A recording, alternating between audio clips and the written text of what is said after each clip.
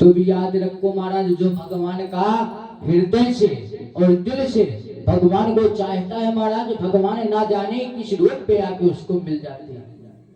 और महाराज उन्होंने जंगल की ओर गए आत्महत्या करने के लिए। आत्मयोगी महाराज सोचे कि मैं जंगल की ओर जा रहा हूं, आज आत्महत्या कर लूंगा महाराज। जैसी बात सोचकर उन्होंने घर से गए बाहर और जाने के बाद जंगल की ओर पहुंचे महाराज।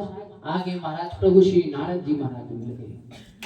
एक सिंध का रूप बनाते हैं और सिंध का रूप बनाने के बाद महाराज सामने प्रकट हो जाते हैं। प्रकट होने के बाद क्या कहते हैं, पंडित जी महाराज आप कहां जा रहे हैं?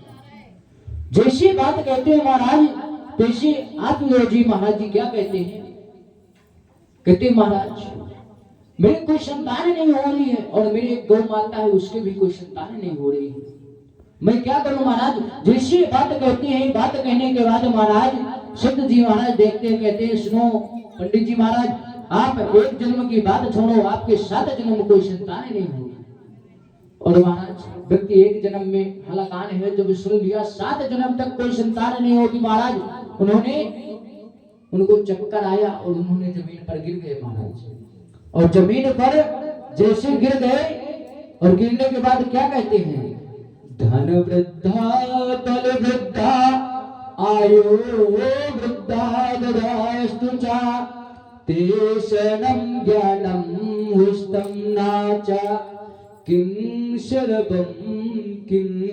शर्वम। महाराज जी जैसे उन्होंने जमीन पर गिरे और श्लोक बोलते महाराज, नारद जी महाराज उनको हाथ से उठा लेते और उठाने के बाद कहते महाराज आपको चक्कर क्यों आता है? महाराज जी कहते हैं सुनो मैं तो इसी जन्म में हलाकान हूं और आप तो कहती है कि 7 जन्म तक कोई संतान नहीं होगी महाराज, आगे मेरे साथ क्या होगा? मैं तो इसी जन्म के लिए सोच रहा हूं। जैसे हम सब लोग हैं जब तक जीवित हैं क्या कहते हैं, हाय माया हाय माया हाय माया हाय माया। कितनी माया आ जाए कि हमारी जो होने वाली संतान है वो भी बड़े आराम से खाए, सुख से रहे, यही सोचते हैं ना सब लोग, यही सोचते हैं ना।